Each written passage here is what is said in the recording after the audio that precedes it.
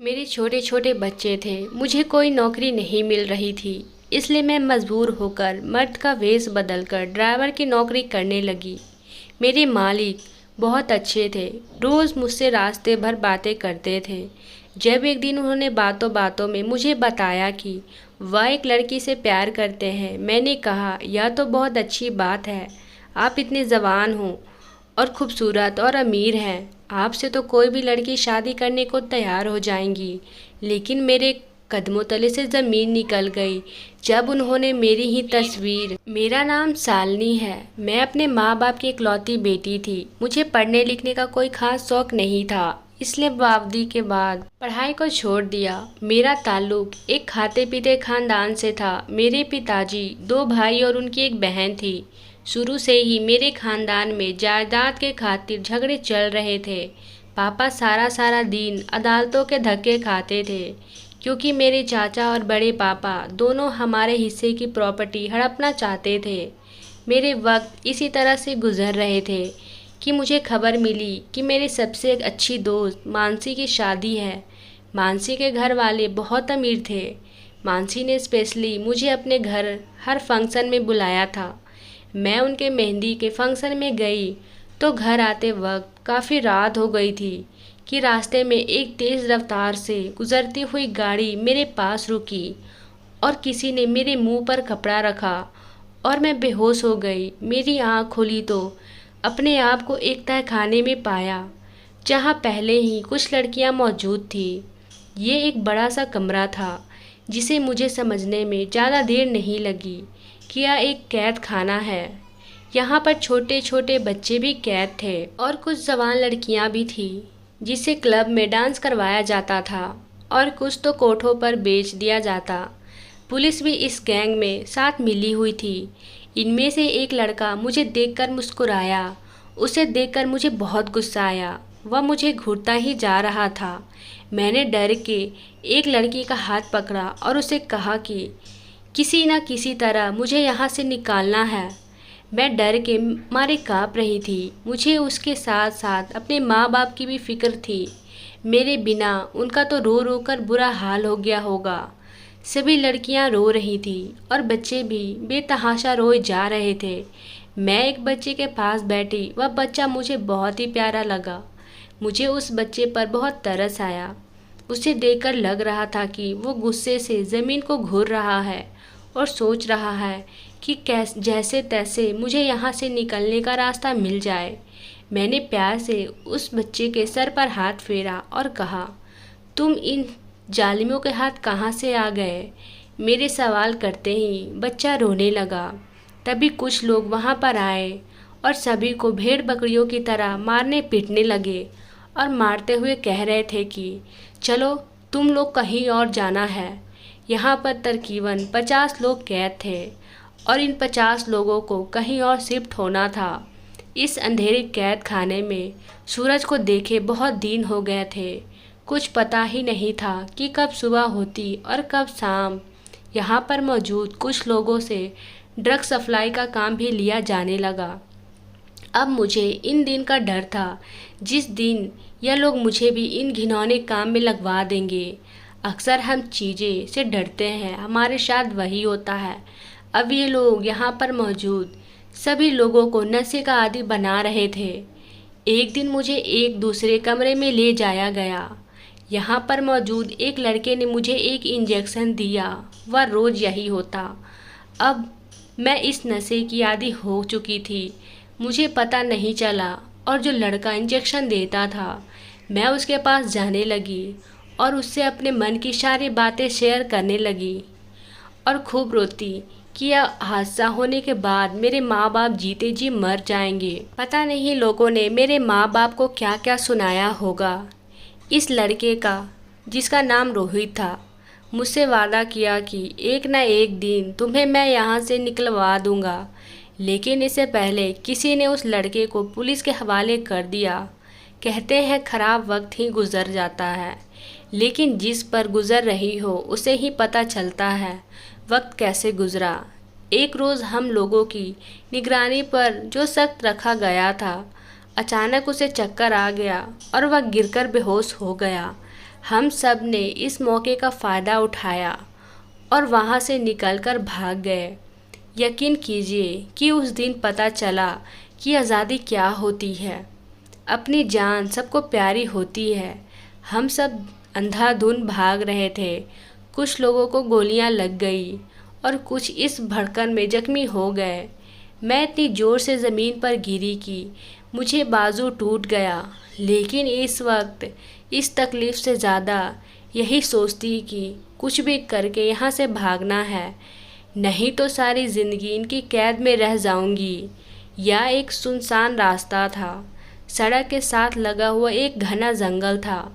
मैं इस जंगल में घुस गई और बड़ी मुश्किल से जान बचाकर वहां से निकली। रात काफ़ी हो चुकी थी। सड़क पर आती जाती गाड़ियों को रोकने की कोशिश की, लेकिन रात के इस वक्त कोई भी लिफ्ट देने को तैयार नहीं था। मैंने पैदल ही वहां से चलना शुरू किया, लेकिन 2 दिन से भूख और कुछ नशे की आदत की वजह से मेरा चलना मुश्किल हो गया था। कुछ देर भागने के बाद मैं वहीं गिरकर बेहोश हो गई। जब आँख खुली तो हॉस्पिटल का वार्ड था। मैंने देखा मेरे पास एक डॉक्टर और 2 पुलिस वाले खड़े थे। मुझे होश में आते ही पुलिस वाले मुझसे पूछताछ करने लगे। मैं डर गई थी कि कहीं जिस मुसीबत से निकली हूँ दोबारा उसी में फंस न जाऊँ, इसलिए मुकर जाना बेहतर समझा। लोगों ने मेरा घर का एड्रेस लिया और मैंने देखा मेरी माँ मेरे सामने खड़ी थी।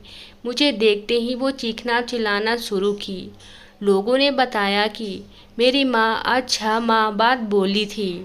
जब मैं अगवा हो गई तो लोगों ने मेरे माँ बाप को ताने मारना शुरू कर दिया कि तुम्हारी बेटी तो बदचलन थी, इसलिए घर से भाग गई। मेरे पिता यह सब बर्दाश्त नहीं कर पाए और फिर एक दिन वो इस दुनिया को छोड़कर चल बसे। मेरी माँ बेटी और पति के गम में दीवानी तौर पर बीमार हो गई और आज वह मुझे देखी तो चीख चीख कर रोने लगी। 2 दिन अस्पताल में रहने के बाद जब मैं घर आई तो पता चला ये समाज लड़कियों का घर से भागना तो याद रखता है या किसी ने अगवा कर लिया ये नहीं दिखता। हर शख्स अपनी ऐनक लगाकर बैठा था और सब अपनी नज़र से अपने सोच के मुताबिक दूसरों पर बातें करना शुरू कर देते हैं।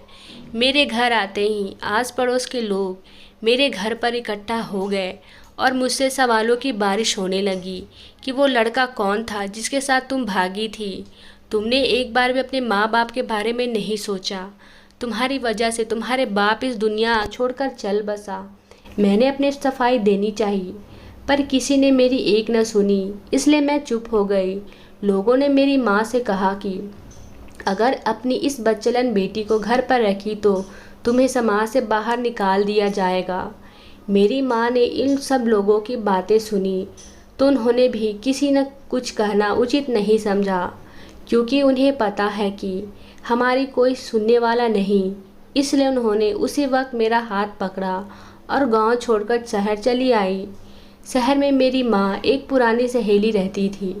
रात के 10 बजे हम उनके घर पहुँचे। अचानक हमें अपने घर देखकर मेरी माँ की सहेली सविता आंटी घबरा गई। उन्होंने हमें घर के अंदर आने को कहा और एक कमरे में बिठाया। अभी हम सब बातें ही कर रहे थे, तभी मैंने देखा सविता आंटी का एक बेटा था जो पागल था। वो हमारे पास आया और मुझसे कहने लगा कि तुम मेरे साथ चलो और खेलो। सविता आंटी के बेटे अतुल की उम्र लगभग 23 साल की थी, लेकिन वह बच्चों की तरह बिहेव करता। उसकी ज़िद की वजह से माँ ने मुझसे कहा कि जाओ उसकी बात मान लो, नहीं तो ये तुम्हें परेशान कर देगा। मेरी माँ की सहेली सविता आंटी ने बताया कि उनका बेटा एक बहुत ही काबिल पढ़ा लिखा इंसान था, अपने कॉलेज का बेस्ट प्लेयर था। एक बार मैच खेलते समय किसी खिलाड़ी ने उसके सर भारी चीज़ से मार दी और वह बेहोश होकर गिर गया और पूरे 1 महीने अस्पताल में रहा। उसकी हालत में सुधार तो हुआ, लेकिन उसके दिमाग का एक हिस्सा खराब हो गया, जिसकी वजह से ये बच्चों की तरह बिहेव करता है। हम माँ बेटी सविता आंटी का घर रहने लगे। अतुल सारा दिन अपने कमरे में पड़ा रहता या अपनी माँ के जिद करके अपनी बात मनवाता। अतुल मुझसे घुल मिल गया था। मेरे आने से उसे एक अच्छा दोस्त मिल गया था। वह मुझसे ढेर सारी बातें करता। धीरे धीरे कर कर हमारा वक्त अच्छा से गुजरने लगा। सविता आंटी का हम पर बहुत एहसान था, क्योंकि इन मुश्किलों वक्त में उन्होंने हमें अपने घर में पनाह दी थी। हमारे लिए यही काफ़ी था।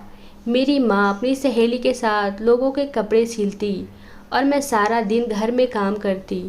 अतुल के पिता अब इस दुनिया में नहीं थे। उनके घर में सविता आंटी और अतुल ही रहते थे।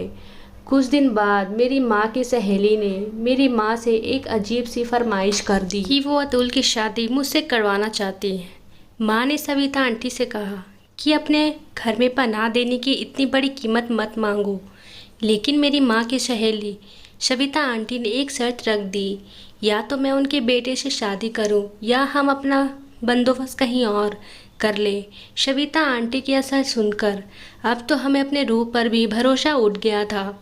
मेरी माँ ने मुझसे कहा कि चाहे कुछ भी हो जाएगा, मैं तुम्हारी शादी अतुल से नहीं होने दूंगी, क्योंकि वह पागल है। हम यहाँ से कहीं दूर चले जाएंगे। लेकिन पता नहीं क्यों अतुल के साथ रहते रहते मुझे उससे लगाव हो गया था। वह चाहे जैसा भी था, मुझे वह अच्छा लगने लगा था। मैंने माँ को समझाते हुए कहा, माँ अब हम यहाँ से निकले तो हम मारे मारे फिरेंगे, हमारा कोई ठिकाना नहीं होगा। इसलिए यही बेहतर है कि हम सविता आंटी की बात मान लें। मेरे फैसले पर माँ रोती रही कि मेरी बेटी एक ही बेटी थी और कैसा नसीब लेकर आई। हम दोनों माँ बेटी एक दूसरे से लिपटकर देर तक रोते रहे और कुछ दिन बाद मेरी शादी अतुल से करवा दी गई। मेरी शादी पर मेरी माँ बहुत रोई थी, पर मैं क्या करती। हमारी मजबूरी ने मुझे यह सब करने को मजबूर किया। मेरे दिन कुछ इसी तरह गुजरने लगे। अतुल मुझे अपना दोस्त मानता था, पर पत्नी का क्या मतलब होता है उसे बिल्कुल भी पता नहीं था। एक दिन एक भिखारन मेरे दरवाज़ा पर आई और कहने लगी, मुझे पेट भर खाना खिला, तेरी हर मनोकामना पूरी होगी। उसकी बात पर मैं हंसी थी कि मेरे नसीब में तो मेरा पागल पति है, तो इससे बड़ा दुख मेरी ज़िंदगी में और क्या हो सकता है। मैंने उस भिखारन को खाना खिलाया तो उसने कहा कि जा बेटी, तेरा पति तुझसे बेइंतहा प्यार करेगा। उसकी बातें सुनकर मैं हैरान थी कि भला मेरा पागल पति मुझसे क्या प्यार कर सकता है। लेकिन कहते हैं कि दुआएं तकदीर बदल देती है। मेरी ज़िंदगी में भी कुछ ऐसा ही होने लगा। कुछ दिन बाद मैंने महसूस किया कि अतुल के हालात में दिन प्रतिदिन सुधार होने लगा है।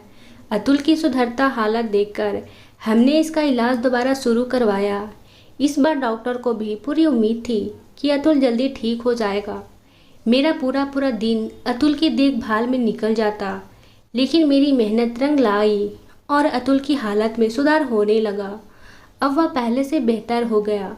लेकिन अतुल के ठीक होते ही पता नहीं मेरी सास को क्या हो गया कि वह मुझसे नफरत करने लगी, मेरे प्रति अतुल को भड़काने लगी। इन बुरी हालतों में भी किस्मत ने मेरा साथ नहीं दिया और अचानक मेरी माँ यह दुनिया छोड़कर चल बसी। अब मैं बिल्कुल अकेली हो गई थी। ससुराल में रहने का ठिकाना तो था, लेकिन मेरा अपना कोई नहीं था। मेरी माँ के गुजरते ही मेरी सास का अत्याचार मेरे ऊपर और बढ़ गया। वो मेरे पति अतुल से कहकर मुझे बहुत सारी बातें सुनवाती। अतुल पहले से बहुत बेहतर हो गया था, लेकिन वो अपनी माँ के हाथों का खिलौना बन गया था। उसकी माँ जैसे कहती वो उन्हीं के इशारों पर चलता। हम पति पत्नी अजीब रिश्ते में जुड़े थे। साथ होते हुए भी हम एक दूसरे के साथ नहीं थे। हमारा रिश्ता बस यूं ही चल रहा था। एक दिन मेरी किस्मत ने एक नया मोड़ लिया। अचानक मुझे पता चला कि मैं माँ बनने वाली हूँ। लेकिन अपनी माँ बनने की खबर सुनकर मुझे थोड़ी भी खुशी नहीं हुई, क्योंकि मेरे पति और अतुल के रिश्ते में जो दरार थी वह हमारे आने वाले बच्चों के लिए ठीक नहीं थी। मेरे मन में यह डर था कि पता नहीं अतुल अच्छा बाप बन पाएगा कि नहीं। जो इंसान अच्छा पति नहीं बन पाया वो अच्छा बाप कैसे बन सकता है। इसी डर की वजह से मैं अपने बच्चों को इस दुनिया में लाने से डर रही थी।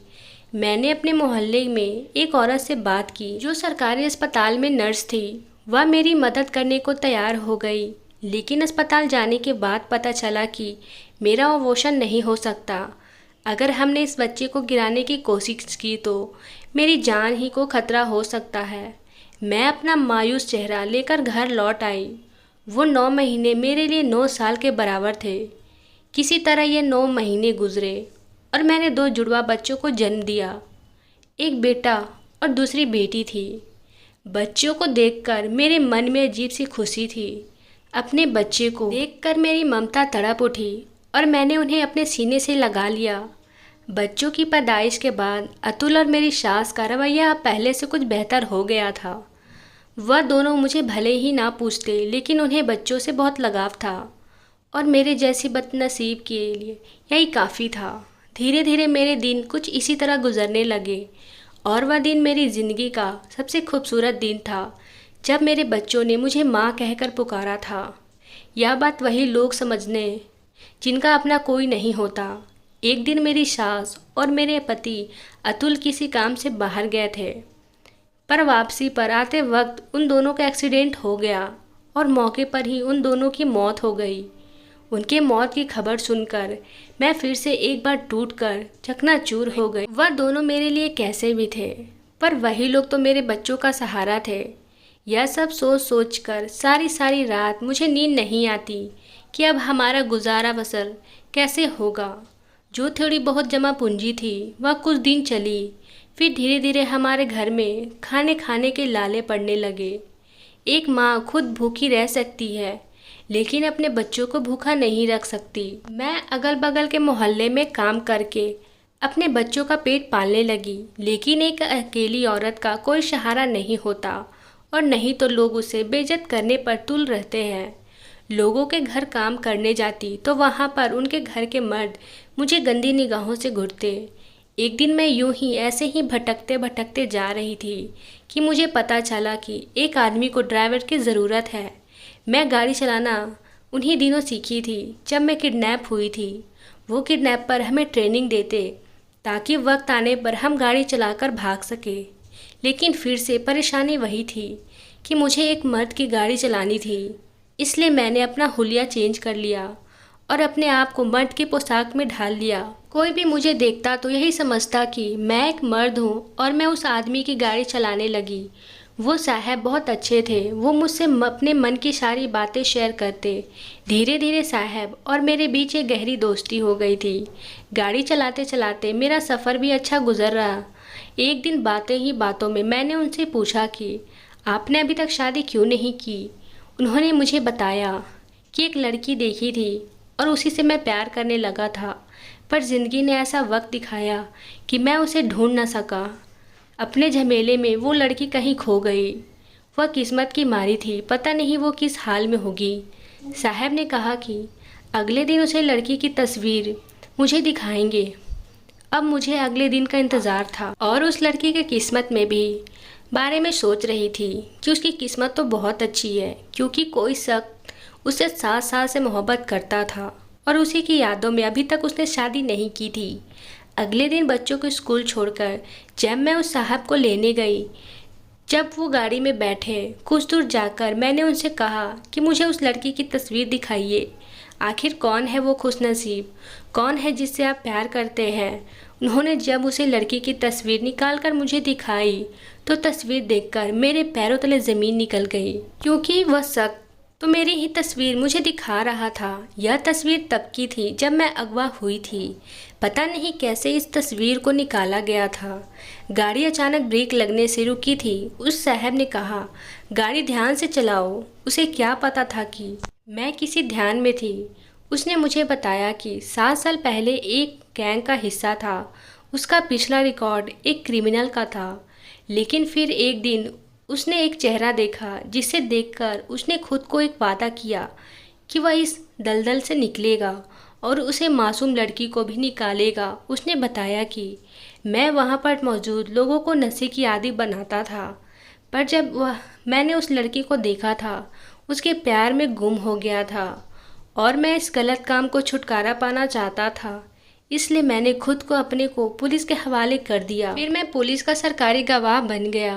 पुलिस ने जब वहाँ पर छापा मारा तो वहाँ पर सभी लोग फरार हो चुके थे। तब मुझे एहसास हुआ कि मैं उसे लड़की को खो चुका था। फिर मुझे याद आया कि उसने एक बार अपने घर का एड्रेस दिया था। मैं पूछता पूछता वहाँ पहुँचा तो लोगों ने पता की कि उसके पिता उसकी जुदाई में मर गए। उसके बाद उसे लड़की और उसकी माँ को समाज से निकालने की धमकी दी गई, जिसे वह लड़की और उसकी माँ या गांव छोड़कर कहीं चले गए। मैंने पढ़ाई अच्छी की थी, लेकिन गलत संगत की वजह से क्रिमिनल बन गया था।